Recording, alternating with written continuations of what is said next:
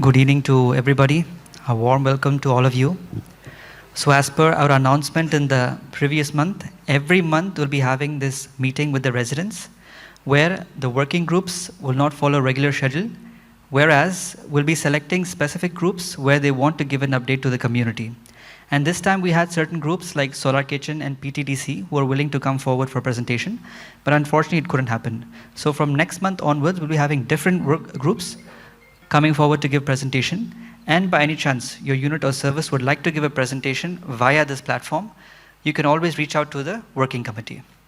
This is open. So today's program structure is very simple. We'll be starting with FAMC, then we'll be having security, and then last ATDC. After each presentation, you'll get a time up to 10 to 15 minutes to ask questions. And if you have more questions, you can send the questions to the working committee where we will get the answer and get back with you. And any questions pertaining should be remained with these presentations. And if you have questions related to other topics, it won't be answered in this stage today, but only the questions related to the 3 presentations made. And so we'll go with the timing. So first we'll start with the FAMC. Funds and Assets Management Committee. I'm a member of FAMC, in short. And one of the areas, 57th Governing Board meeting, which is about approximately 3.5 years back, had a comprehensive plans for the various working groups. And they also had a list of things for the economic development and other areas in the governance side for Funds and Asset Management Committee. And I have been part of the Funds and Asset Management Committee that was constituted by the Governing Board. Okay, so we looked at the 57th Governing Board meeting and prepared several areas that were that was part of our mandate, and worked on those. One of them is the funds, the Prosperity Service. Prosperity Service. Before that, we had a BCC, Budget Coordination Committee, and from, I think, 80s or 90s, other Auroville will know there was something called the maintenance system. But what I was also given to understanding, early days, Auroville had Prosperity. So this is supposedly Prosperity 2 that we have prepared for presentation, and we will try and get it rolled out. Not try, we are preparing to roll it out, okay? So that's where it is at. I will give you a general overview of what the whole framework is.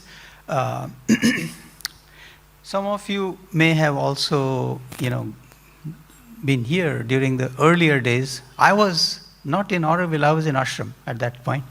I was a student of the ashram, and actually on the stuffing of the prosperity baskets, I've done that when I was a kid. So I have been part of the first prosperity. Now I'm trying to see how we can do the prosperity too. Okay, it's still loading. All right, we are there.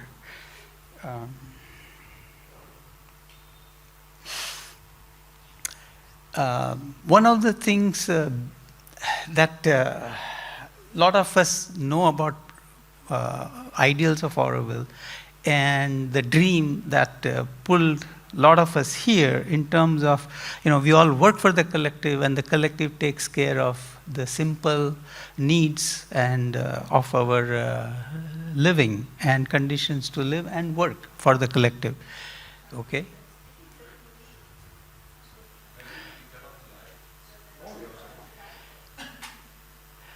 All right, so we start with a simple quote of Sri Aurobindo, and this was sent to all the Aurovillians in 1971. And I will read that as to begin my presentation. As for the principle that everyone should be allowed to do according to his nature, that can apply only where people do independent work by themselves.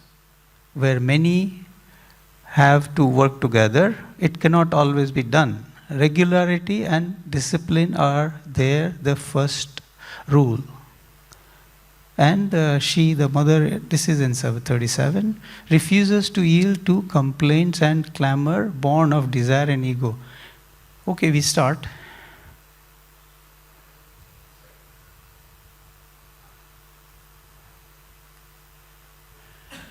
Okay, we'll go delve into the prosperity system service.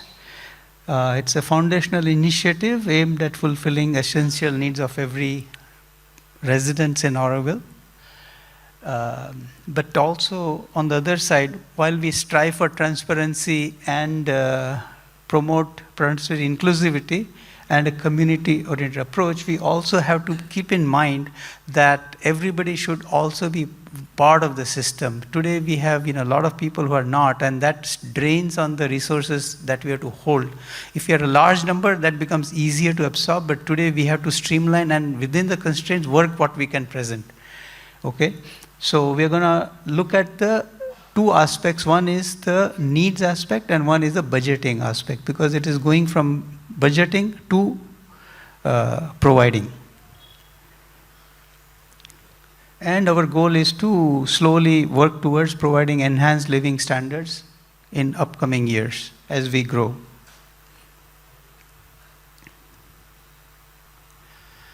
I'll give pointers, few overarching reasons why we have started it. Provisioning the basic needs, this was one of the requirements. Prosperity will provide the basic and simple needs of all the residents, ensuring that essential requirements are met for a harmonious collective life. Hello, can somebody be there to just, thank you. And the second goal is self-sustainability. Mother had given us two goals. One is self-sustainable economy, and second was no money circulation within Auroville. So our primary objective is to achieve self-sufficiency, allowing residents to rely on internal resources for their fundamental needs while adhering to operational constraints. As I was mentioning, today we have several constraints. We have to slowly move towards abundance. Next, please. So transparency, accountability are core principles requiring all units and services to operate transparently to support the entire collective effectively. Today, in the last 2 years, there has been quite a bit of tensions, and our observations from funds and FAMC has been that we need to strengthen and share with unit holders and trustees to see how to bring back the participation. Next. And part of the inclusivity and participation, as I said, we will work with the trusts and units. Those are one of the resources, but we also have to there are a lot of about 500 plus residents who are not engaged in our collective economy, and that's an area that also we have to see how to bring inclusivity in that. Next, please. Next. So there are three actors in the stage here for prosperity. One is the residents in the register of residents, and they are the people for whom we are rolling out the service, and they are the primary beneficiaries. Next, please. The service providers, there are two kinds. Well, there are several sub-providers. Municipal, educational, social, manufacturing services, and also from the units, although many units do prepare products or services that may be beneficial to community, but they don't give it. So there are certain areas we have to slowly work that if there is a government unit, they should primarily focus to give for Auroville and then see how they can give surplus. Anyway, there are pros and cons. Same with farms. What can we give to our community? What can be sold depending on what we grow? Next. So we have the income generating units, and they are essential to generating income which supports our economy. And currently the structure is, because we are only 2,500 people or less, our economy is only able to probably sustain our prosperity if everybody works on it, not the growth needs of what we will need for housing, for infrastructure, for other areas. And that we will have to see progressively how to bring it in. Next. Next.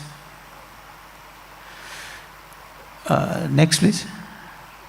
So our goal is to get efficient budgeting, accounting and auditing systems in place using the centralized accounting of Zoho packages, so that we can allocate effectively. We can plan for it, we can budget it, and then distribute it so that it becomes at runtime we are able to put analytics and find out how we are doing and work with the service providers to budget it properly. Next. Next, please.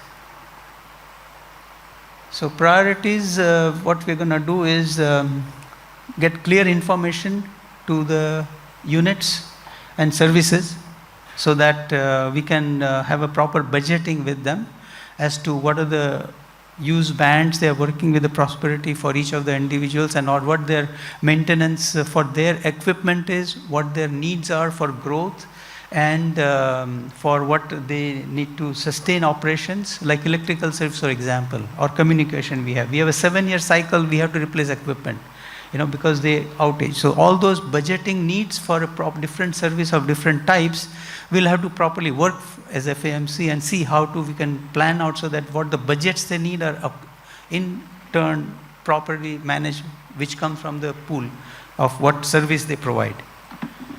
Okay, next. And accountability was so that everybody is part of the thing. That also there are, as I said, 600 residents who are not contributing. 300 of them don't even give the individual services contribution.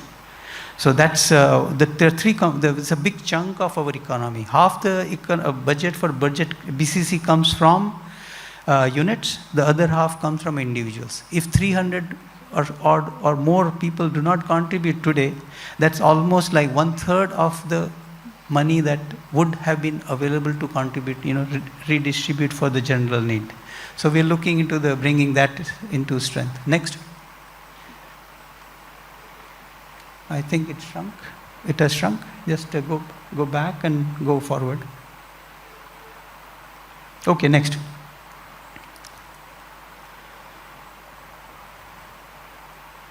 So this one again, what we are going to do is, after this presentation, we have had a small discussion with the working committee and few people who have been working with the prosperity over the last many years, to present them the framework and then see how we can get input. And later what we will do is work with the community with a structured setup where we'll take people, residents, into different sectors, get their inputs as to how they see the framework that has been presented, take their feedback, and then we'll mix it and find out so that we can come up with a package that is amenable to everybody's need. One thing that I want to mention is that from currently what we have, the amount of approximately 18,000, it has been requested, it has been planned to go to 25 as a whole. But how that will be done is different people will have a different idea. So we are going to see how to do it in a shared and open manner. And I will show that later. Okay. Next. Next.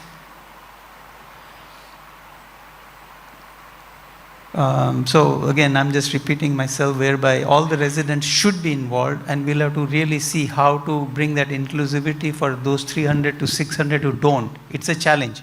We'll have to. Next.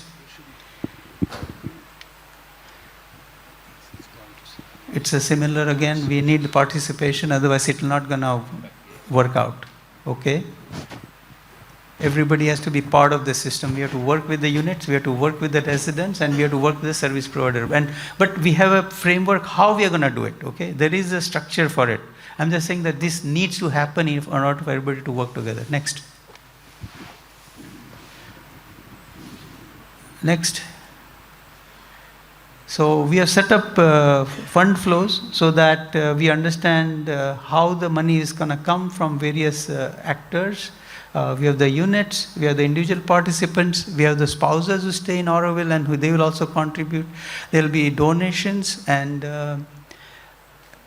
so all this have to come in, and then we have to see how that goes to the various resources. So we have now come up with a framework in Zoho how to do it, and we are testing it out, the module. The details will be done separately along with everybody's feedback.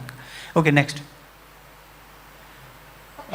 So budget calculations for those who are receiving the funds, right? Today, still last year, 1.5 years, there was no budgeting on the side to review how the budgets were planned by the service providers, and that has started last year, and this year we have done a second cycle.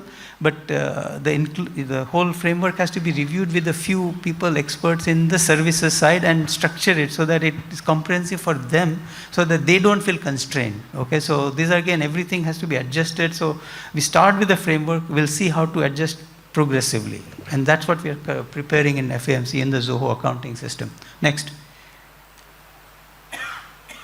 And as I said, only when we have things in framework and we see what's happening, we'll be able to readjust as needed as we go. Next.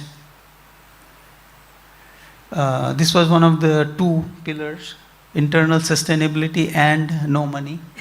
So it's committing to removing the circulation money within Auroville and allowing transaction with money only for external needs that everybody do have. Auroville doesn't produce everything that we need, and we'll need that. Okay, next.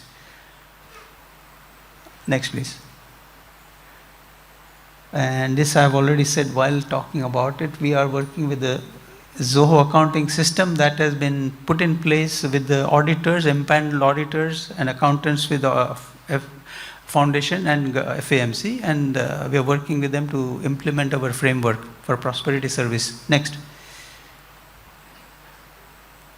Next. Okay, so now I'm going to focus a little more on the recipients of the service. Next. So we have identified basic categories. Today, BCC had a certain categories. We have kept that structure for now. And then if we need, we can change that. So we have the people who are the general category. Then there is a senior, and there is a maternity and infirm support. There is children support, and then students. And then this is a suggested one, but it's based on our community response that, there are those who are in units. They'll need certain different things for their work. And if that has been planned out, then it can be looked into for prosperity system. Next. And each resident category will have a set of defined package and then certain unique requirement to that category. Like seniors will need more medicine, they may need other things. Children will need more clothing because they grow out of it. They will need different type of requirement for hobby and other stuff. So provisions have been made with that as a initial framework, and it will be taken from feedback and we will adjust it as group feedback. Next.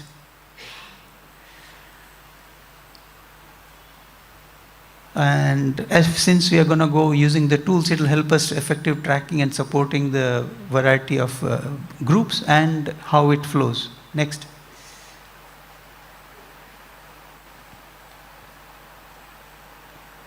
Next. Which we have already gone through. Next.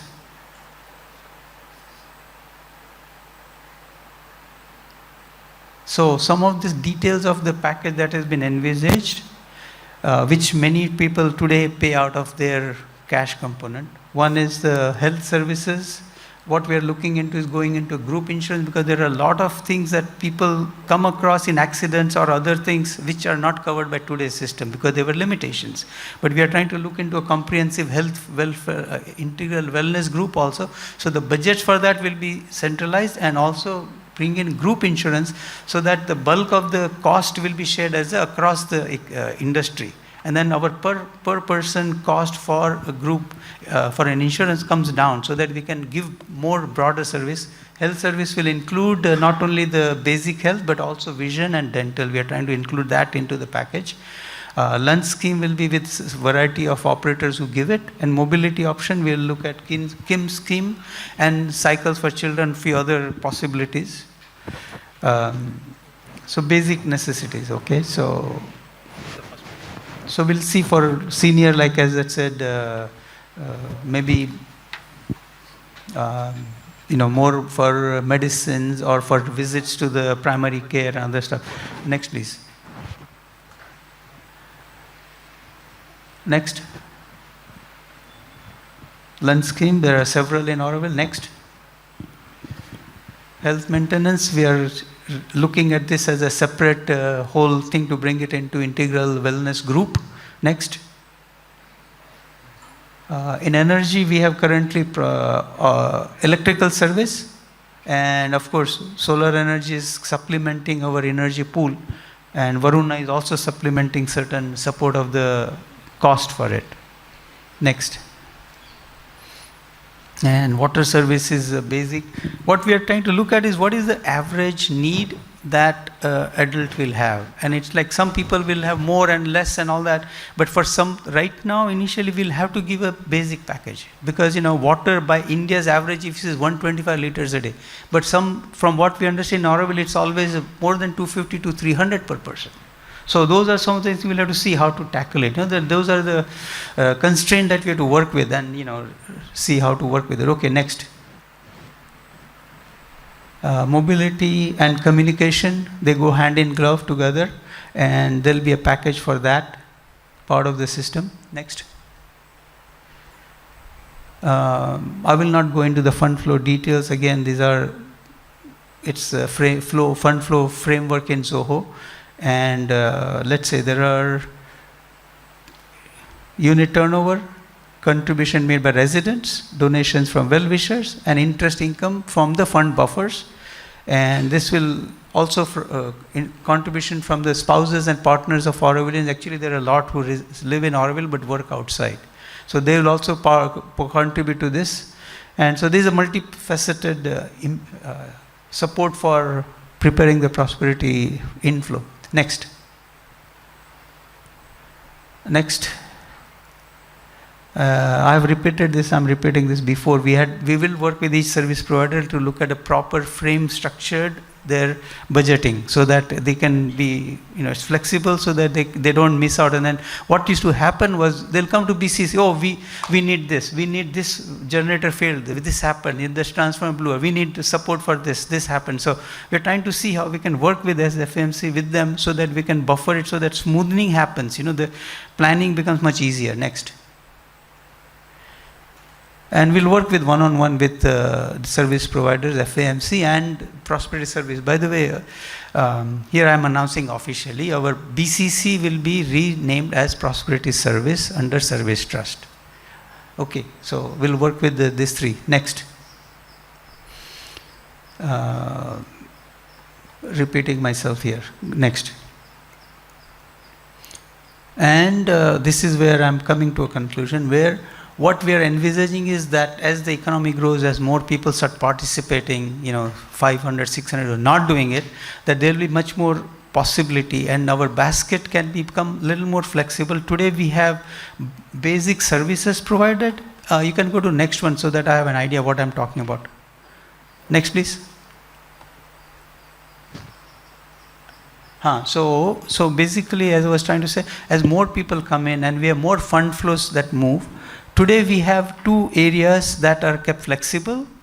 Other things are through the services. Some people will need, less or more or that, and the service providers will monitor that so that overall we can then, flow with it and annually correct it or half yearly correct it, whatever. But there are certain areas that today we'll not be able to support, but we aim to support. It's like a family is there. They need a white appliance, right? Like a washing machine, right? And so today there is no chance that Prosperity can say, okay, you can have a washing machine or a fridge or something like that. Supposing, I'm not saying that, but if you have to do that, you'll have an EMI scheme, right? You may provide EMI schemes down the road whereby the budgeting becomes easier for a category that if we all agree that these are the areas in which EMI schemes can be implemented, then we can include it in and then budget it. So FAMC is actually creating a prosperity framework. So once the framework is there and flexibilities are allowed, it depends on us as a community together, which are the flexible areas where we can expand as a community and which are areas we say not yet based on the budgets that we can manage. Okay, so that's what I wanted to say. In future we can do. In conclusion, I think it will be repeating what I'm saying. Just go to the next one. Next one, please. So adaptable framework has been set up with Zoho and our framework, how we're going to do it, so that we give more time for inner development and outer well-being through health, and so that people feel good to participate because their basic needs will be met, simple needs. Today it's a struggle from what I understand. So we'll have to learn what are the challenges, how to address them, and that is where the next structure we are setting up with a working committee and maybe unity fund, how to get other people's input as to what that prosperity package might look like for teachers, for service providers, for unit holders, for different people, and then integrate it into something that we can work it out as a community. Next. And of course, we are gonna, this is summary, so we're trying to remove the internal money circulation. Oh, I had forgotten, 2 flexible areas. One is internal economy. So each one will be given a package of internal economy. It is not specified. So you can use it in, some people will use it in one area, another time somebody will use it in a restaurant, some will go purchase something else. So those are not something, tracked, right? It's for you to use it internally.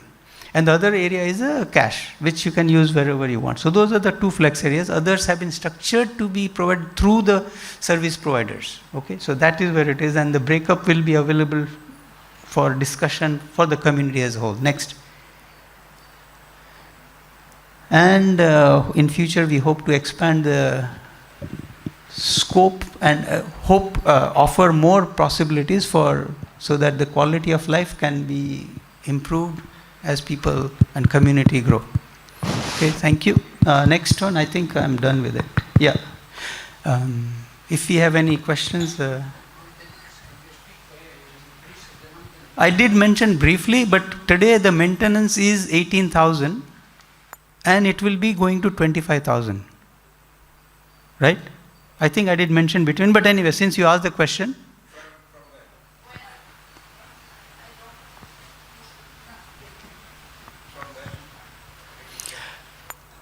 When is not an issue, probably in next, it said August itself, but I don't know how, because we have to see how to structure it in the accounts. The accounting is where we have to do. We are hoping for November launch, the full prosperity. November launch, but we have to see. Because right now we are in a transition, we are between GBs and,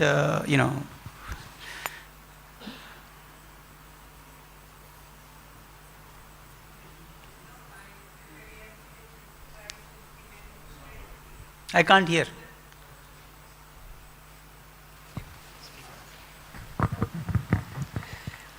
I'm happy if you are managed to implement prosperity, but I would like to know, when you say that is for all, what it means for all.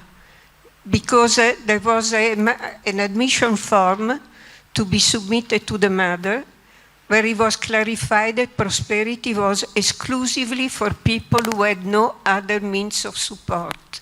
So people who have flats, pension, money in the banks, lands, who travel years abroad and so on, are excluded. At the same time, the mother was not forced people to give up everything, because at the time it was impossible. The situation was so precarious. But after 50 years, I think it's time to raise this question. We should all be part of the Auroville prosperity, but at the condition set by the mother, which means that if we have something extra, we offer to Auroville. It's okay. So I get your point. What I would like to say is, there are, as I said before, there are many people who are not working, neither contributing. So what mother said, and I'm trying to, if you can correct me, that people in Auroville, residents of Auroville, will work, number one. Number two, they'll give their service in kind, like many of us do. We don't take anything from Auroville, but we give our time and service. Number three, and cash. So what I'm proposing here, in the new framework, those who are not working and who are staying in Auroville doing whatever they are doing, of course we have to see how to bring them in alignment, but they will give one prosperity package equivalent to the prosperity service. One full equivalent, okay. So units, as many people are in the units, they will give that many prosperity package. Everybody is on prosperity package. There is no executive will say, I will take more in this and that. That is gone, right? That will be taken out. So all the units will have a prosperity package. So executive or 6, 7, whatever Auroville is working, prosperity package equivalent will come to the prosperity collection. Same thing, individual gives some portion, but those who are not working in anywhere accountable with ATR and HRS, they will have to give one full package and they will track. If after 1 or 2 months, if they don't give anything, then ATSC will say what's happening. You're living in Auroville, but you're not contributing in one of the 3 ways. Okay, so those structures will come in terms of slightly details of implementation, but the framework holds that space. Hi, I just wanted to share that for me, my housing contribution is a significant chunk of my expenses that comes out of the maintenance that I receive. So am I going to eventually get that covered, or do I get a free house or something? A good point. So there was a transition point where prosperity scheme that for housing was where contribution was given. See, there is a difficulty in what you're saying is that it will be taken out. So right now, like health maintenance, we'll have a house maintenance because there are 1,700 assets, and mostly 700 or more do not give anything to maintain their house. So housing, how is community going to maintain this 700-800 assets which are already getting old, and there is no money for it? So prosperity is budgeting house maintenance as a component, like 250 or 300 rupees from every individual package, which will go towards the housing and house repairs, right? So idea is that each service and each assets, FAMC has to see that it is properly utilized, right? So currently I know that the amount that was requested for new house users was high, and that was intermediate, that was done. But now what we're going to do is, going forward, we're going to have house maintenance contribution part of the prosperity for those who are working. Okay, so it comes from that. Now the challenges for us in ATDC is, as FAMC and ATDC, is about the EMI for housing. See, housing EMI we cannot onload it to prosperity yet, and that's a challenge. Okay, I'm not saying I have a solution today, because when we have a housing of hundreds of new residents and newcomers, monthly EMI will be 8 to 10 to 12,000. So we'll have to see how to address that challenge. It cannot be through the prosperity system. We still have to be some other way. We have to see how to take it up. Okay. But good question. Yeah, good question. Thank you. I'd forgotten about it.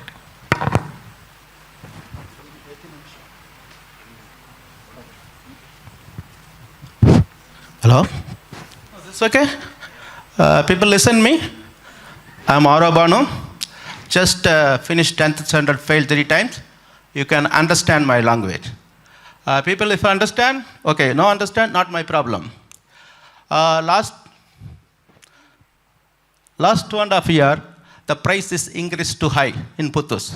Puttus price is too high out of the Pondicherry price, more than 150 rupees. This is important. 3,000 people in Auroville, 2,200 people in the self-maintenance, naturally they are in prosperity. And 400 people, they have background money, own support, they survival somehow, their own background money. The 300 people, those people work in the service area, they struggle and getting loan from auto, struggling day-to-day life. You are studying prosperity, those people sitting on the chair, on the FMC, working committee, everywhere, you don't have any problem because you are in a comfort position. Those people, in 300 people, they are uncomfort position. You are doing the work not within 24-hour job, 24-year job. I am working last 25 years thinking about how to implement the prosperity, include house, everything. And we are telling about ashram. Ashram, many people, prosperity system, they all the back own money surrender like that. In Auroville, international city, spiritual city, human unity. This 3 dimension, how do people involve the buying things? Puttus, already I will give with the bill, everything details sent to you and a group with a GST. Too much price, we cannot easy to survival. Even I can tell many subjects, not today I cannot speak here. Okay, house also I am paying every day. 2.5 years I am telling, see, all the house is painted, my house is not painted. I will get angry. Which group I can go to complain? This is not good. Same time, yeah, I don't know which group. They are not giving answer. Every time I want to mail. Already all my detail in the housing group. I cannot mail. I don't study well. This is important. Every time, last 20 minutes I have to give the people to speak and discuss certain things. Maintenance, not to delay and excuse, explain whatever you are according to the knowledge. That is not healthy in our people. Thank you.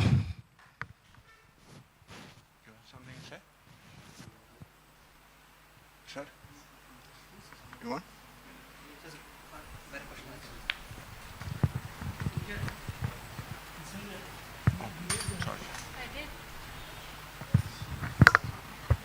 I want to ask a question about individual contributions.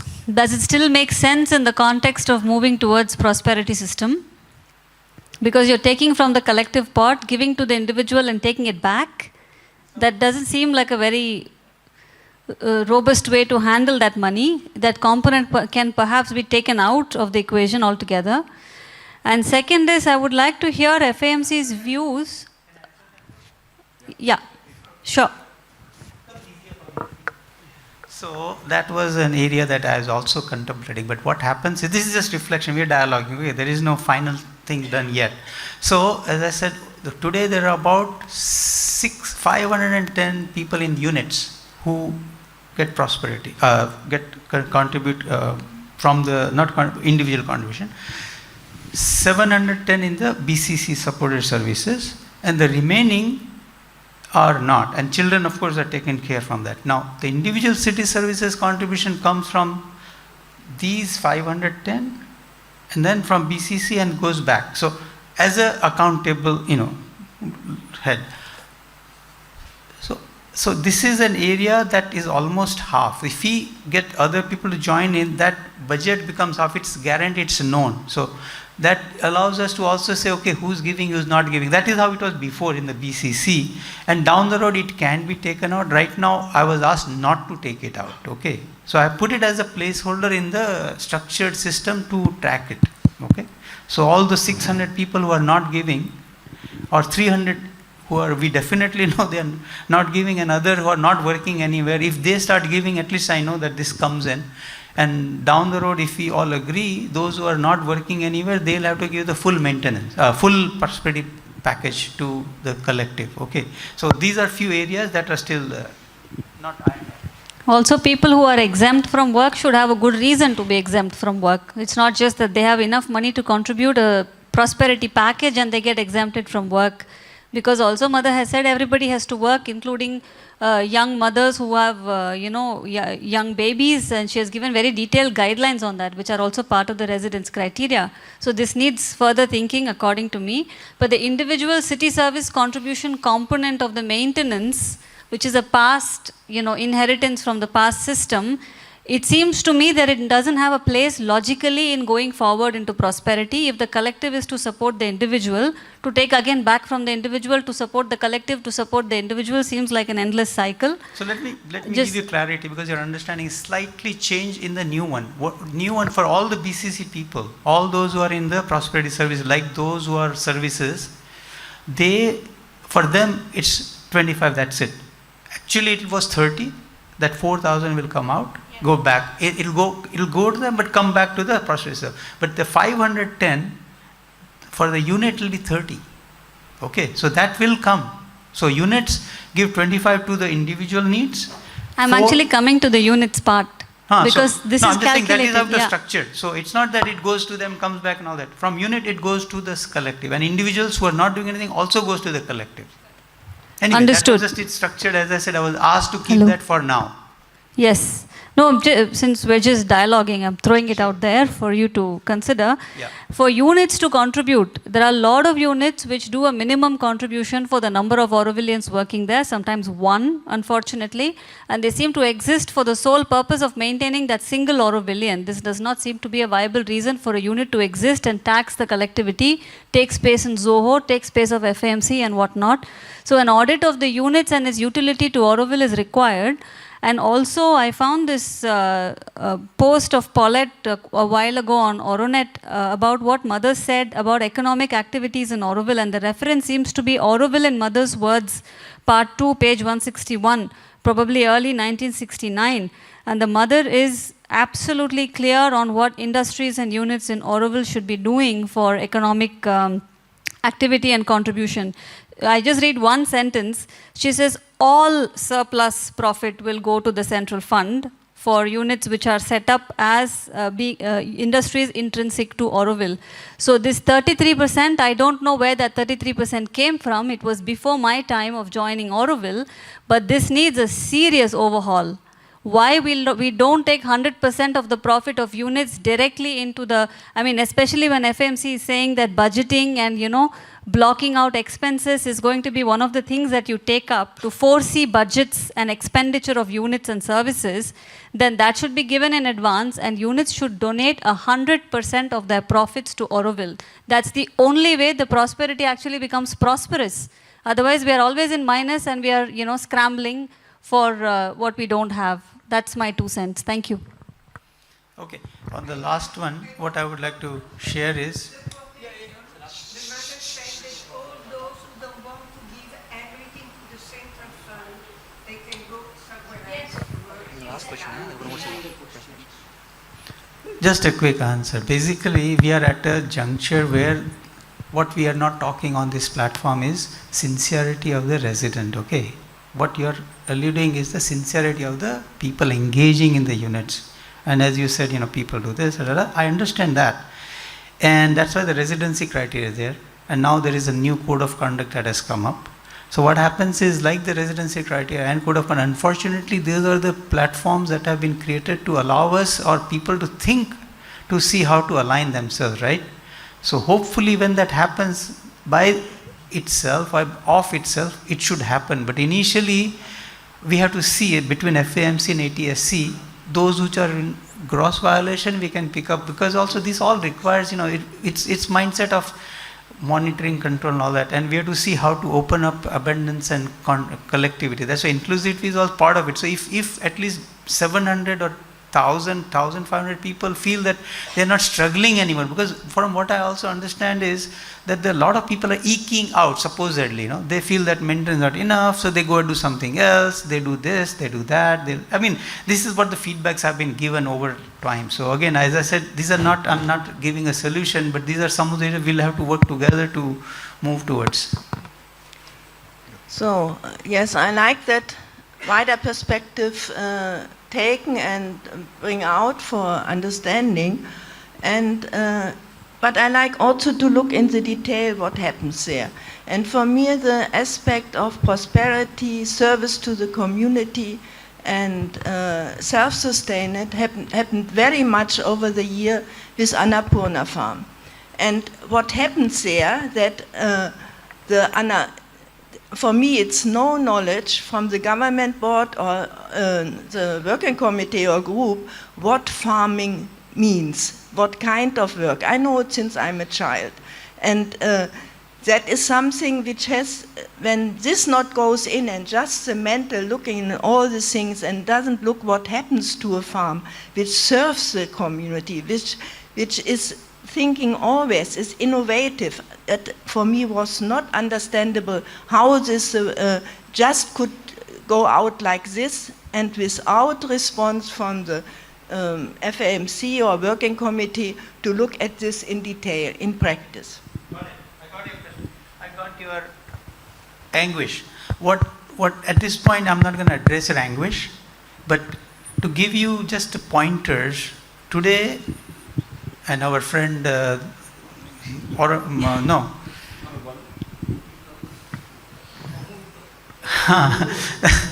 forgot his name. Amurto, he's with the Food Link, okay? He will tell you how much our farm produces and how much our community needs, okay, percentage-wise. Fine, so you understand that. Now we're not going to argue here. I'm just giving you pointers. So that area is there. Also, what we produce today, we have 2 people in Annapurna, 10, 20 workers, okay? What the idea was that we work together. So what we are, from FAMC, what we are trying to do is at the farm sector and with the food link, okay? What we are trying to do is have a collective farming with the 23 farmers, 40 farmers down the road, work together for budgeting, for working together on the farm, because farm labor prices are going up. So there are other challenges. Let's not take a point thing about what happened and bring it to this platform. Okay, this platform is about collective engagement. Anyway, I'll leave it at that. Why? So I just want to read out that one sentence which Paulette brought attention to. Mother says, those who wish to donate only a part of their profits to the central fund could start their industries anywhere in the world. She says those who wish to donate only a part of their profits, the industries which are set up for Auroville, to the central fund, they could start their industries anywhere in the world, she says. Yeah, thank you very much, Chandresh. So now we call upon Giacomo from Oral Security for a presentation. I guess it's there.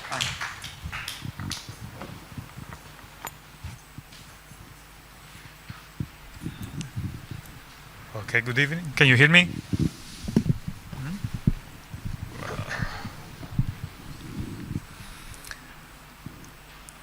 Okay, so I consider myself a very operational person, and I had to make a presentation that is not my field, so forgive me if it's really simple.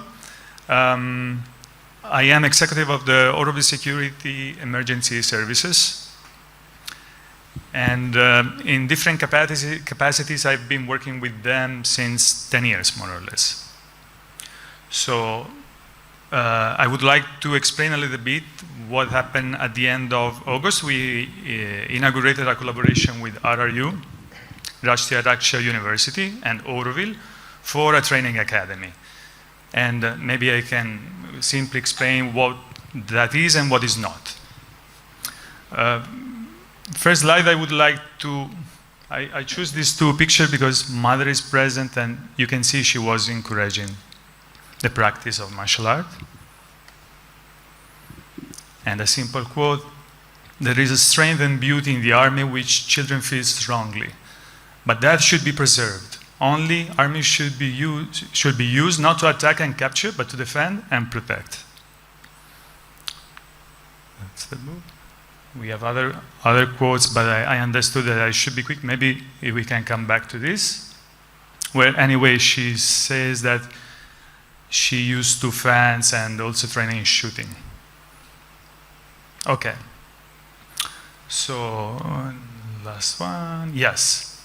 We are receiving monthly around 3,500 visitors every month. And we have around 55 guards between security service, Matrimandir, visitor center, and what is the last one? Bharat Nivas, if I'm right. I say more or less because it's not so easy. Monthly people resign and we have to hire new one. It's never enough. We don't have budget very often. So with these 55 guards, we have to manage the residents plus 3,500 visitors per month, control their entrance, streamline relation with Aurovillians, and keep in mind that the 55 guards or security employees, they are not professional trained, including myself. We are really working out of love and train ourselves at the best of our capacity, but I have to admit we are really substandard for the work that we have to do. And in fact, all these exchange and connection between the residents among themselves and with the visitors sometimes leads to litigation, confrontation, arguments, episodes of violence. Also, I would like to add the people from the bioregion in this. And again, because we are not professionally trained and so competent, very often this litigation escalate to police, that this is what mother didn't want.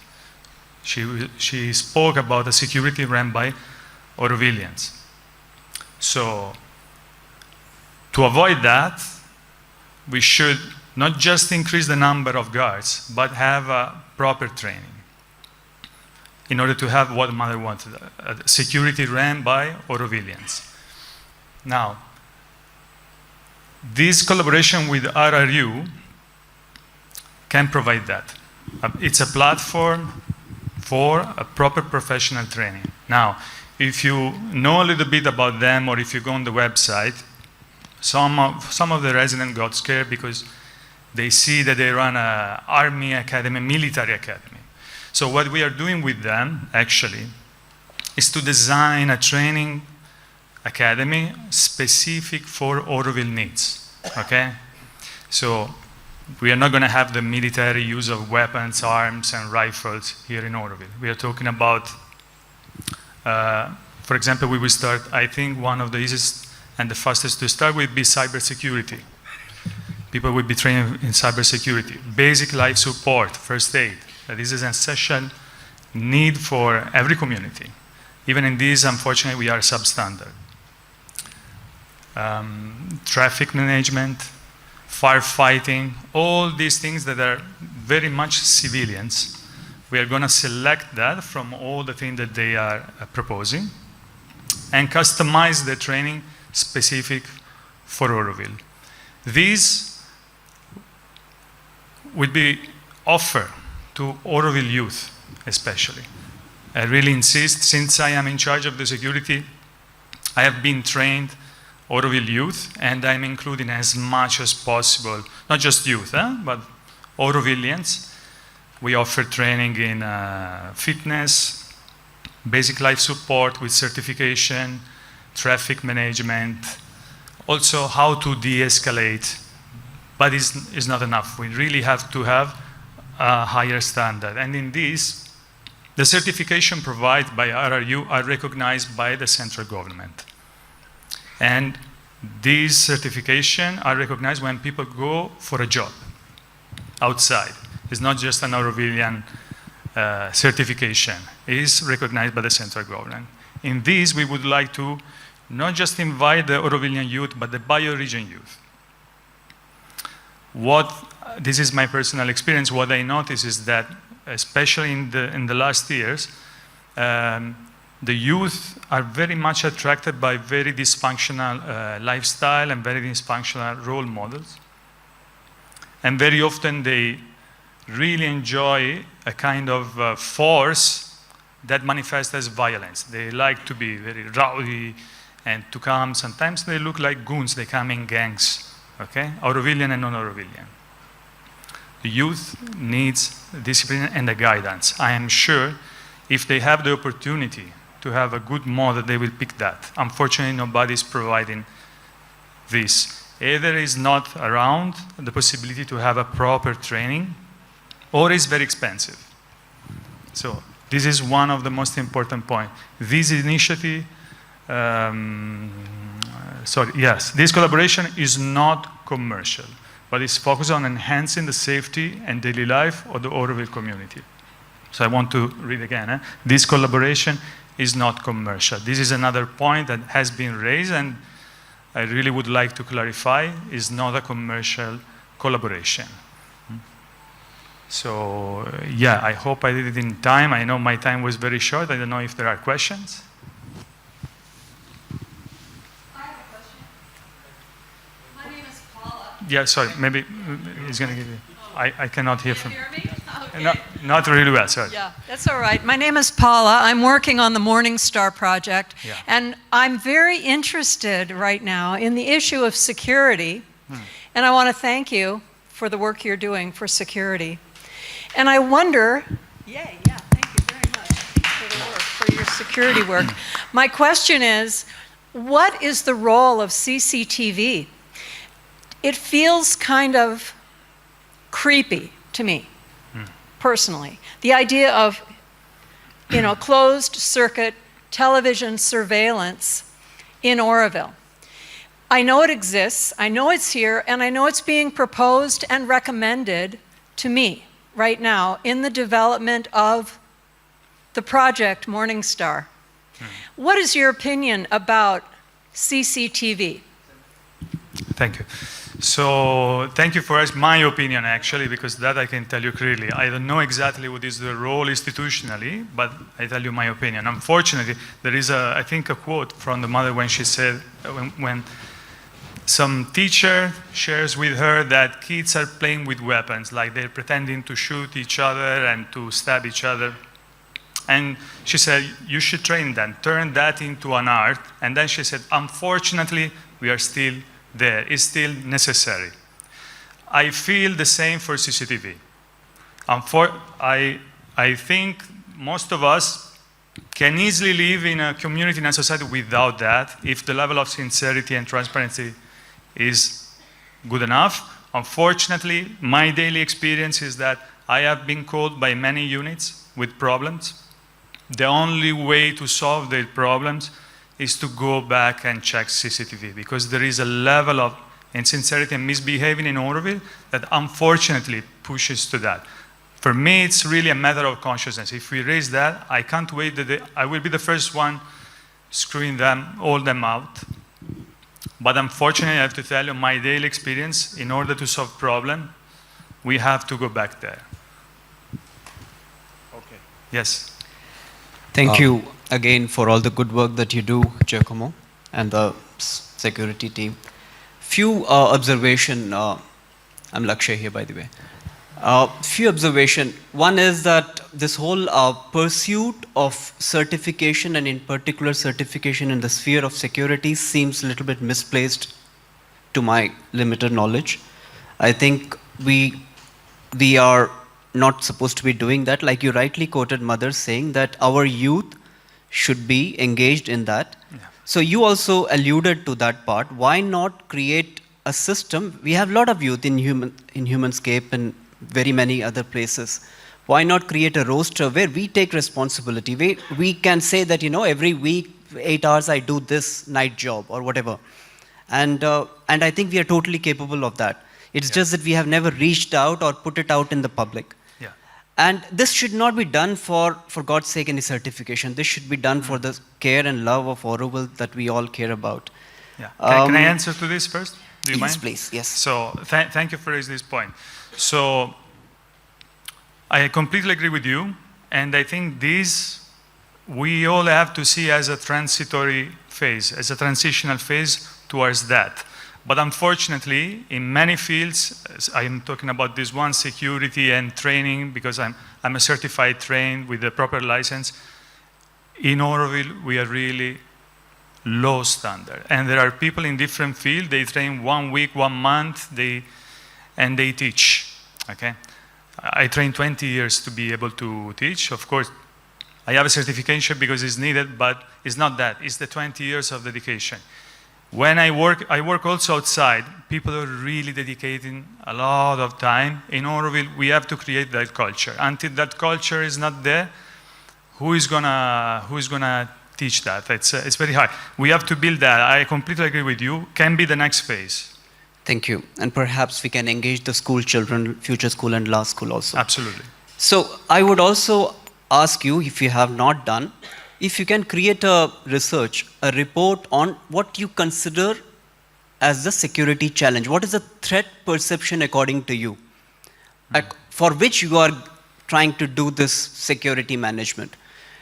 And I would also then see what is the cost versus the benefit out of this, like the cost benefit analysis. I don't know how much are we losing in terms of burglary and things like that, and how much are we spending per month from our BCC towards this 55 guards plus their petrol, food, etc., etc. Yes. So are we losing even that much money?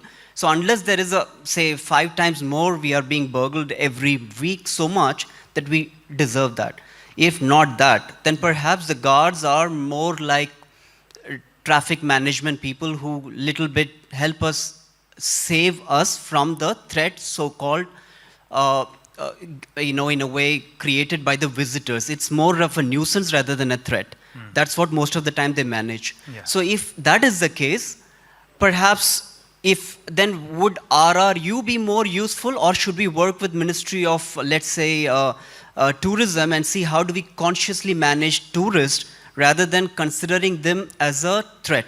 Because having a uniformed people, or even like you said, I'm happy that we are substandard in terms of our security. I don't want people manhandling each other here. So in that sense, having a uniformed people, perhaps even without instruments and other, whatever tools that they have to secure. Yeah, that kind of perception, if let's say 15 people are lined up along the way of visitors, what kind of perception are you really leaving out, no? Thank you. Okay, I'll try to be short on this. and to remember all your precious points. So, perception of threat, there are different levels, okay? And thank you, because you gave me a little bit an opportunity to explain in short how the security service work. We are talking about the guards in uniform that everybody see every day on the field. They do 3 shifts and they cover 24 hours. Then there are first responders. You don't see them very often on the field, but they are on duty again 24/7, and they have been, when you call the security number, you call the dispatch. The dispatch called an intervention that is trained in the Auroville way, but he has a proper training in basic life support, intervention, is very fit, and goes to do the intervention. Maybe he can take a guard with himself, but this is a completely different role. And then we have executive and backup. I myself, I'm also a first responder. Some of you, I don't know, but maybe when you call security, you have seen me come in even nighttime to try to solve problems. So it's we solve different kind of issue. Perception, okay. Now, we have a big list of different cases typical of Auroville. Okay, that is different from what happens in Pondi or different from anywhere else. We have our own kind of ecosystem of issues. Okay, in this, what is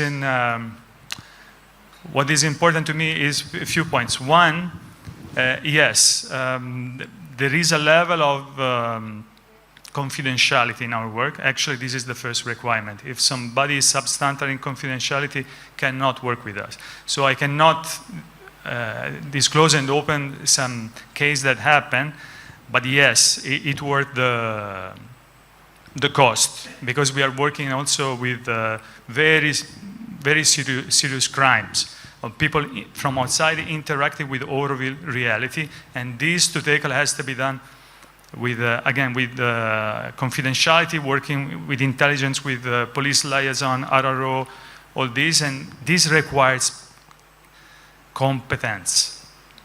And this is what I'm talking about, this we can get, because some of us has, but if the youth comes and train 2 hours per week, we will never reach that.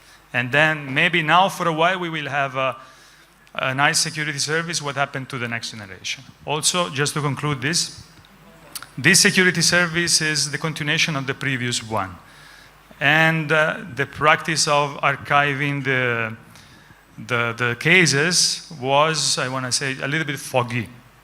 And there were some bias about what to share, what not to share. So even the evaluation of the Auroville security ecosystem is not so easy, unfortunately. No, I have a question. Just very quick question. Giacomo, I really appreciate the work you're doing. It's one of the toughest jobs. And you often say that we are substandard.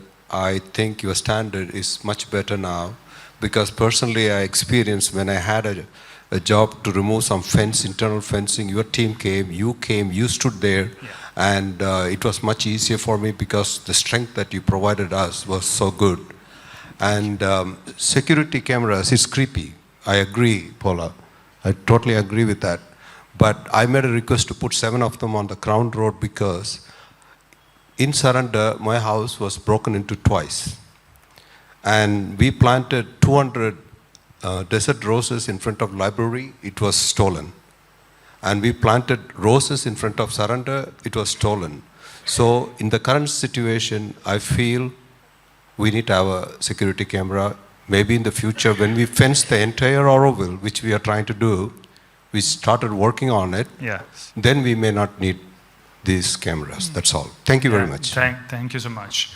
I hope we can prevent people to do this vandalism, but also for the moment CCTV help to protect some women from harassment. We caught, thanks to CCTV, the culprit. And this, when we spread the voice, will create in Auroville an atmosphere of we should not be target of that. At the moment we are, but if we start catching them because CCTV, they will go somewhere else.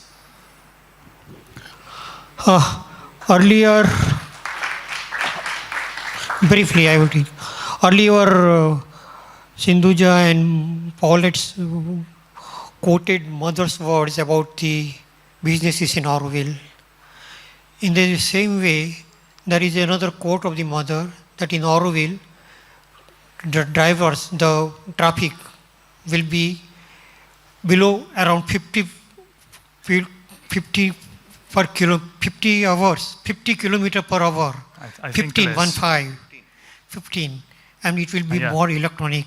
Yeah. So my question is, in your work area, could you include this, because it is a question of Auroville identity, Auroville security, Auroville crime reductions. So if you could include, in cooperation with other groups, traffic management up to the maximum, not 15, maybe 20, 25, and above that you will not allow anybody. That will be a question of very helpful to communities, evolution and everything in many other ways. It is a question of identity and many other things. Yes, thank you. Thank you, absolutely. But this is a work of collaboration with the mobility involves all the working groups. I'm happy that finally working groups are really work together. We meet weekly to try to solve this problem and satisfy and make mothers happy. Okay. Thank you very much, Giacomo. Thank you. So now we call upon Sindhuja from ATDC.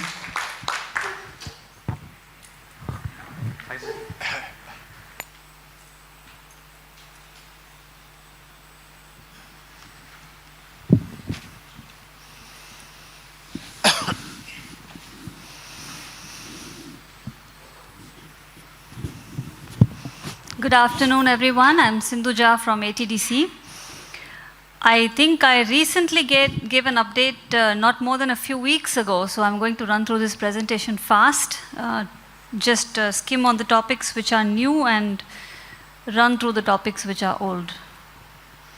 So how do I operate this thing? This. Forward, okay. So we start with planning. Last time I gave an update that we are into planning the sectors of all the zones of Auroville. The zonal development plan work was completed last year. And the zonal development plan laid out the broad strokes of where the social infrastructure will go and where the bulk of the residences will go, what sort of industries will go in which part of industrial zone, etc. The sector plans, they define a bit more. So there are 3 subzones in the residential zone. We're looking at the 5 sectors. The planning work of the residential zone is nearly complete. So some of the points that the sector plan will be taking deeper into realization is intra-sector access roads. So intra-sector access road will penetrate the sector from the radial, but will not go from radial to radial, means they will not be shortcut roads. There will be defined green networks, which will be mostly the existing cycle paths, but with better connectivity that cut across the sectors, so to speak. They provide diagonal connectivity, so one could cycle very fast across the sectors, and they will be gated, cycle gated, like we have in Auroville right now.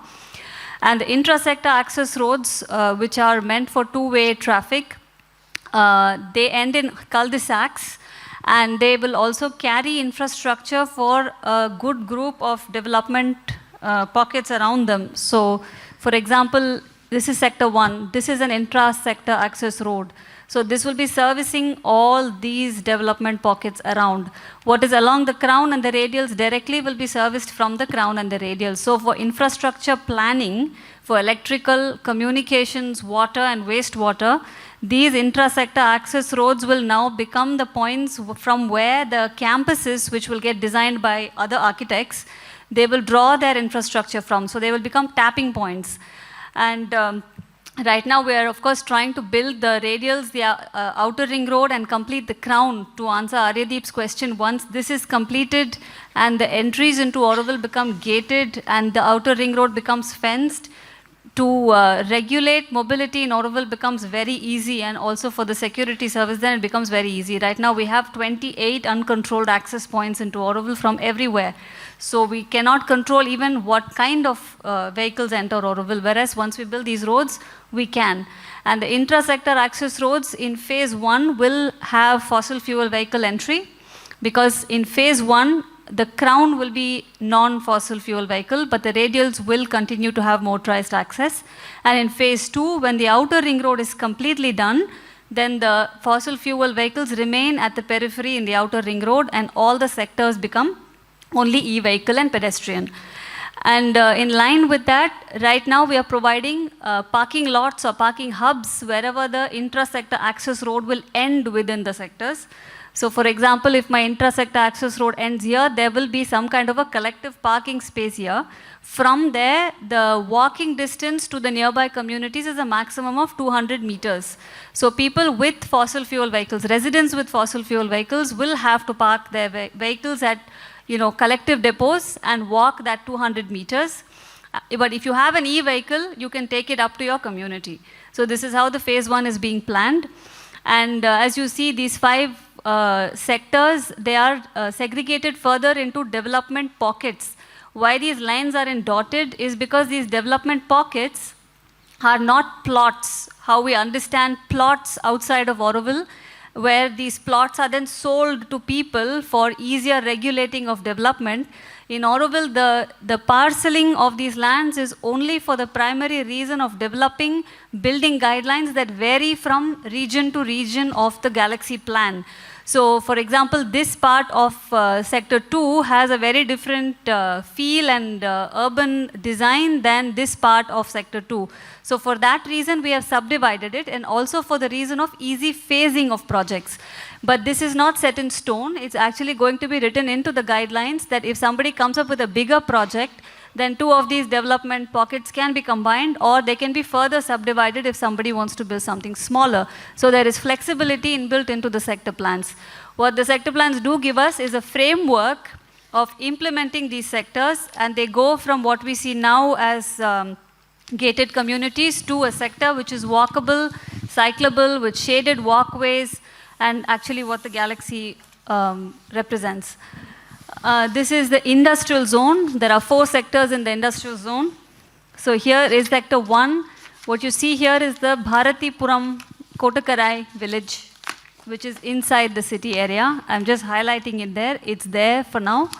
And the sector planning is being done around it. The industrial zone technically overlaps into it. But for now, the planning will stop at the periphery of the village, where the village meets the industrial zone. So one thing I want to highlight for the industrial zone is what we originally thought. There are about 21,000 active population envisioned in Auroville who will need to be provided with work and service for the collective. And some of this population will come from the bioregion and from outside, but not much. What we originally thought when we looked at the industrial zone, what has happened is a lot of sprawl development, like Pony Farm or Horizon Community, Afsane Guest House. It's completely sprawled and they take a lot of space. So we had imagined that we have lost a lot of the industrial zone land, and we don't have enough land now to develop the number of square meters we need to provide economic activities for that 21,000 people. But in fact, when we did the math, it turns out that we have almost double that square meter available, even with just going ground plus 1, which is what the 1971 master plan talks about. Ground plus 1, low rise, low impact industries, the noisy ones towards the outer ring road, the cottage industry, non-noisy towards the crown, and the lines of force, the 6 lines of force for offices and administrative functions. So now we have come to the conclusion that we don't have to uproot everything, but we do have to redevelop those communities. The industrial zone, the main chunk of the industrial zone will take 300 residents, a scattering of 300 residents, and they will be, for example, if you take Angira's garden will be densified much more. It will not be loose and open like that with a lot of garden and a lot of acreage. There will be a lot more houses, but these pockets will be retained as the residential pockets of the industrial zone in which those 300 people will live. A total of 1,800 people will live in the industrial zone, and 1,500 of them will live in the habitat belt, which is behind the town hall. The cultural zone is also, the residential and industrial zone, we are envisioning to complete the sector plans by October, end October. The cultural zone is still ongoing. It might take 1 more month. The cultural zone basically is the zone that envisages educational and research activities for residents, all age groups from 0 to old. But a good chunk of the cultural zone is retained for a third of Auroville's population between 0 and 19 years of age. So it's very child-oriented, but it's also open for all residents. In particular, there is a whole area here in the cultural zone which is envisioned as a faculty development zone, psychic, mental, vital and physical faculty development zone. So this zone is in particular open to everybody, all the residents who want to develop those faculties, and we are working with SIRE to envision these subzones and subsectors to see what could be the spaces there that could provide for this faculty development so they can get written into the guidelines. Of course, there's the Olympic-sized stadium. The road network is getting nicely formed. This road network, after the radial roads are completed, we plan to imprint for all the sectors, all the zones of Auroville, the road network and the development, the orientation of the buildings will automatically take shape around that, also providing for infrastructure connectivity. We are not touching the international zone because the international zone we will not go further than the development of the loop road and infrastructure development in any case, because a master plan for the international zone with the vision of the whole zone intact has to be done, and that's a different exercise. For now, we leave it at the loop road. This is the next level of infrastructure planning calls for rumination on whether we want a crown that is 16.7 meter wide, which has been the accepted norm for a long time because infrastructure services said so, or whether we are now opening ourselves to envisioning the crown as a street, a shaded street, which also we have been talking about from the urban design perspective. So these two ends have to meet somewhere, and this is how it can meet. There is a natural corridor of circulation which can be behind the crown buildings on the inner side, the red line.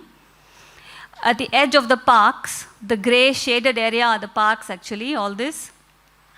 And this can provide for infrastructure connectivity at almost equidistant of the city center on both sides. From that red line to the crown and from that red line to the lake is almost half. So for example, your HT cables will come up to the red line, the transformers will stay there, and the low tension lines will run from there to the development, which means less transmission loss, a lot of benefits.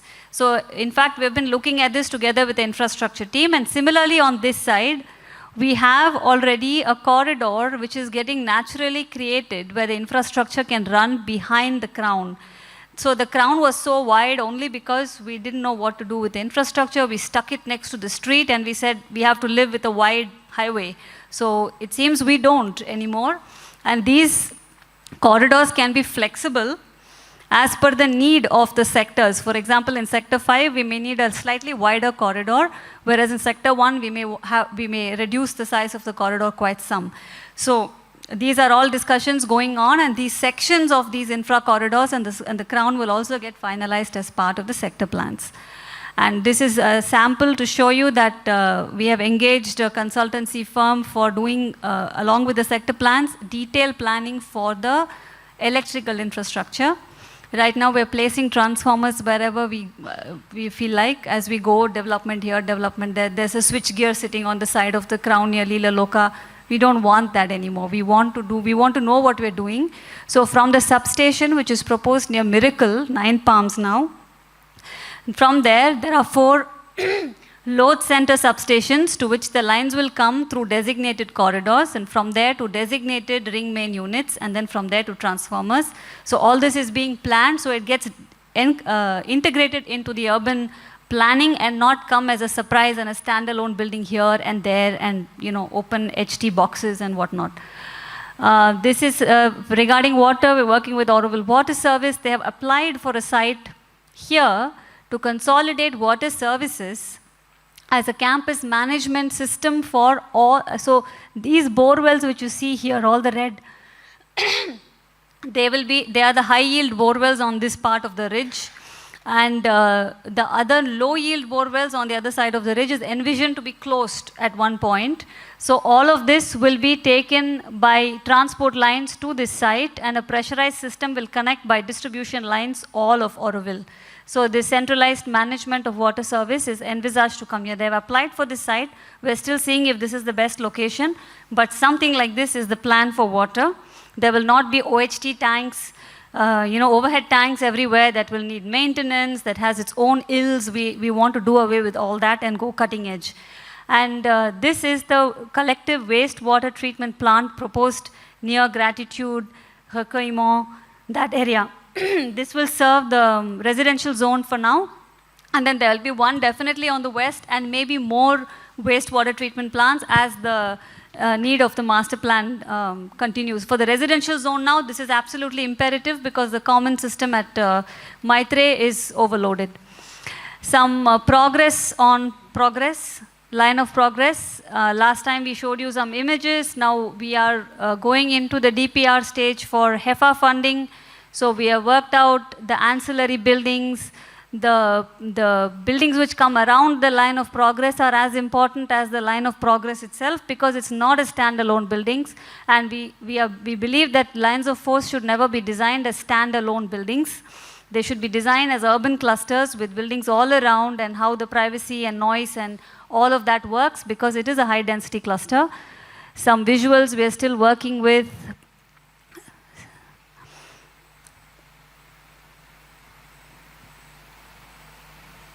This is the next project, New Birth. New Birth I presented in quite some detail last time, but this gives you a good idea of how it sits. I will orient you. This is Surrender here. Surrender phase 2 is right there. This is Invocation. This is Arati here, and this is all Sophio. So New Birth is the white building penetrating the old formation of fences and roads. So it will really penetrate Sector 1 and open up the notion of separate communities. It will be done in 3 phases. And the total cost is coming something to around 60 crores. And mostly it will be donation funded. This is not included under HEFA scheme. So we are going to put it up on donation portals. We are working on presentations for this. And also 3-4 years ago, we had opened up a poll to the Auroville community asking for people who are interested to donate and live in the project to come forward. We have a good collection of names. So as soon as this is ready, we will be contacting them again and asking them if they will be interested to donate and in turn get an apartment. So it's not paying per square meter, but it's donating and in turn living. So we'll have to work out the modalities. So the yellow network, which I spoke about earlier, this project will start to have these connections through the community, shaded walkways, and then you'll have to catch green networks, and basically you can walk through Sector 1 with just a shaded network. Some plans on the way. This will be one of the parking hubs for the surrounding 200 meters of development. Some visuals in early stages. A community kitchen and dining and a creche and a laundromat is also envisaged here. Some update on ongoing projects. I'll run through them very quickly. Swagatam Guest House, La Petite Épicerie at the first floor roof stage. This is a project completed by Louis Cohen and Jacques Rosier and Kalia, I believe. Parc d'Arlequin, an urban park behind Sunship. Morning Star, Women's Wellness Center taking good shape. The Crown Darkali Bridge to be completed by end of October, and it seems the approach roads and all that will be completed by December. So the Crown, more or less circular, can be motorable by end of this year if all goes well. Some recent upgrades for badminton courts, etc., etc. Thank you. Any questions? Any questions? Can I? Yeah. Hello. I thank you for the update, and it's very interesting what's going on in the pipeline. I was missing a little bit, and hopefully maybe next time when you do a presentation, I would like to read, when you read the governing board, all the ideas of university and 100 beds for volunteers and this and this. I would like to see that, and I know there's now not so much time, where in all this scheme you would see that? So this is a presentation of the works in the master plan. The project you mentioned, the university, the campus, the integral multiversity, and all that is outside the master plan. We can have a dedicated presentation for that, but those are in very initial stages of entering into MOUs, so they are not really at the planning stage. We don't have much to present. But we could ask the working committee to include that in the discussion next time and invite the foundation officers so you can ask the questions. Okay. Yeah, it would be nice to know what is the idea. You spoke of this Sophia, new birth, and then you said that there are a number of sources for raising funds. Donations. Donations. Now I know a few individuals who are ready to donate funds, but they cannot become part of permanent member of Auroville. But they would like to have they can come, they can once in a year, they can come, stay 1 month, 2 months, 3 months. So that is one of my suggestions, that you consider this possibility. Sure. What about, you spoke about this Olympic size stadium. Can you speak a little bit more about it? Well, that's about the information I have on it. There is an Olympic size stadium in the master plan, which is having this which is having this access, which is a tilted access, because typically stadiums have a north-south access. The master plan, the Galaxy plan, has a rotated access. Doing some research, we realized that there are stadiums in the world which have tilted access, and that has its own benefits. So originally it was proposed to rotate it, but we said let's retain it. There is no need to change the Galaxy if we don't need to change the Galaxy. So the stadium is coming there. That's about all I know. This one, you see? This one, exactly this one, in the cultural zone, in the heart of the cultural zone. Sorry? It's actually on top of Deha Shakti. On top. The area? I can't make a reasoned guess, but I have the numbers, I can tell you. Okay. More, I think. Yeah. Much more. A very small question is that, is there any cycle path going in parallel to the crown? Yes. Right now it is not there, correct? It's there. Right now it's not there means right now it's not there? Right now the crown itself is not really there. Yeah, oh, got it. Yeah. It will come. Yeah. Thank you. One last question and then we...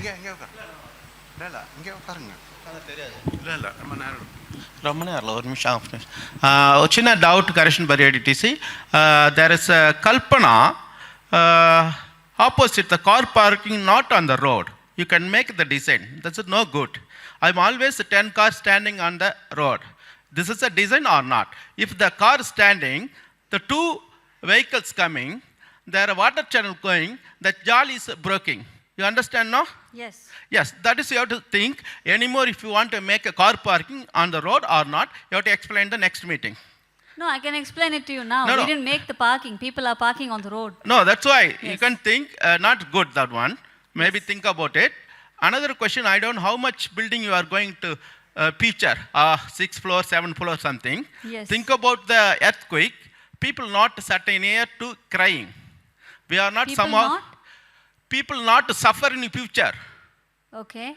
By earthquake. Sure. I don't think so much high to go. I don't know. Limit is enough. That's my opinion. We will follow the master plan. We will follow the Galaxy. We will follow the idea of Roger that line of goodwill has a maximum of 18 floors. That's why I'm telling. And it will be designed for earthquake resistance also. Okay, thank you. Yeah. For the parking on the crown and also the parking on the town hall road now with the bakery there, we have received some feedback and complaints, and we are going to make an announcement that people should not do that. And we will be restricting the town hall parking on 2 sides, and people will have to walk. But for the crown, absolutely people should not be on the crown parking at all. But right now, it's a very tricky thing because the radial is blocked. The construction is taking time because soil permissions are not yet with us. So there's a whole chain reaction with the crown parking. But still, we are committed to making that announcement. and enforcement and implementation is its own thing in Auroville. So my question was, we are focusing on the master plan as it was designed and given to us. I had not heard of the VIP road then. Is it within the master plan? Is it outside the master plan? It's a good question. How is it placed? Yes. And Actually, why? I read about this somewhere in the Auronet also. I wanted to clarify. Thank you for bringing it up. The VIP road is a misnomer. It's actually the western access road which goes through the secondary service node. So the western access road is a necessity as per the master plan. There are 4 access roads which come from outside the green belt to the outer ring road. In this case, this access road, western access road, the original starting point of this project was for enabling the president to come to Auroville. That's why it started to be called the VIP road, but it's not a VIP road. It's a necessary road. I hope that answers your question. And it's part of the master plan in the sense that it is a road which is drawn schematically in the western part of the green belt. The route of that road is decided as per available Auroville lands. Through available Auroville lands, connecting one tar road to the next. It ends almost at the newly built outer ring road. So you will cut again all the traffic which goes through Edayan Chavadi, and Auroville will provide its own dedicated access for people who are approaching it from the west. Similarly, people who come from the east coast road, they will enter Auroville at the Courage entrance. We are waiting for some trees to be cut there for that road to be opened, and that will become the access road to go to the visitors' parking, which will remain there until the western node is developed. So again, Edayan Chavadi village will not take the brunt of our traffic. That's the aim. Okay. Thank you very much, Sanjida. Yeah. So just before leaving, I'm just going to introduce Mr. Bhaskaran sir from Auroville Foundation, who just share a few words with us. Good evening. I am Dr. Bhaskaran. I am a retired Superintendent of Police Cybercrime.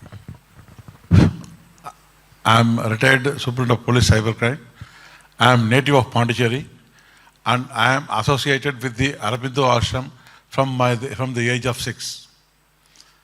And I know very well about the Sri Aurobindo and the mother, the vision and the mission of the Aurobindo, and how he decoded the 4 Vedas, and how mother had studied the Gita, and how she understood that Aurobindo is a Krishna based on this thing, and the decoding of both have been arrived for Savitri, and these things are the vision and mission which everyone has to be aware.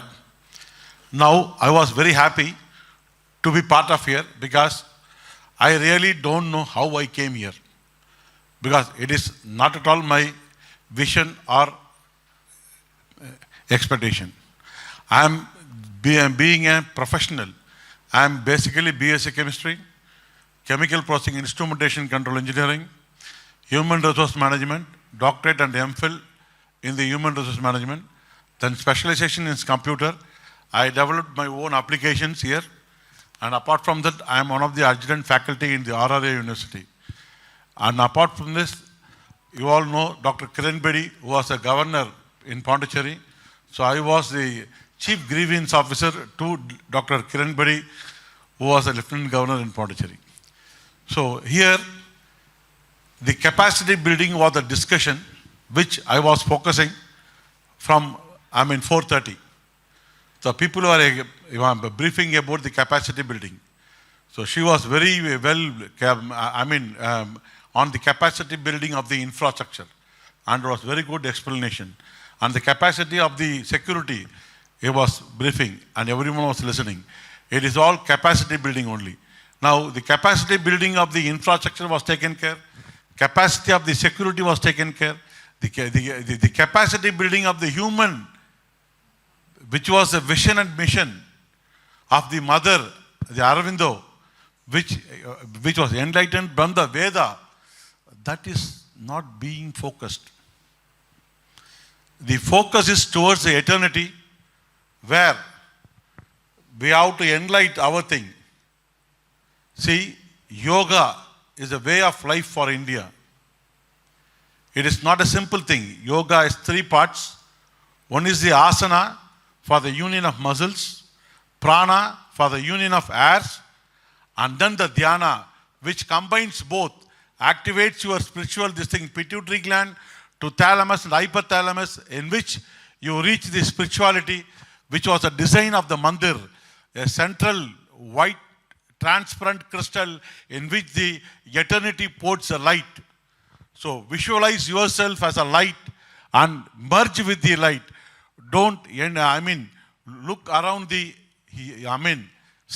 looking an individual as an individual or as a body diverts us. Look everyone as a soul.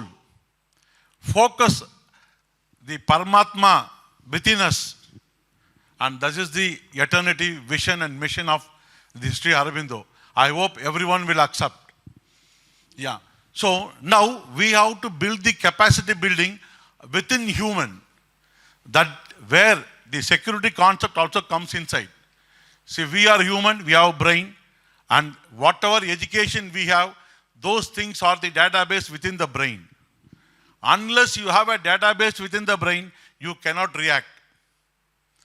What to react, when to react, how to react, these are the principles of the security which this thing.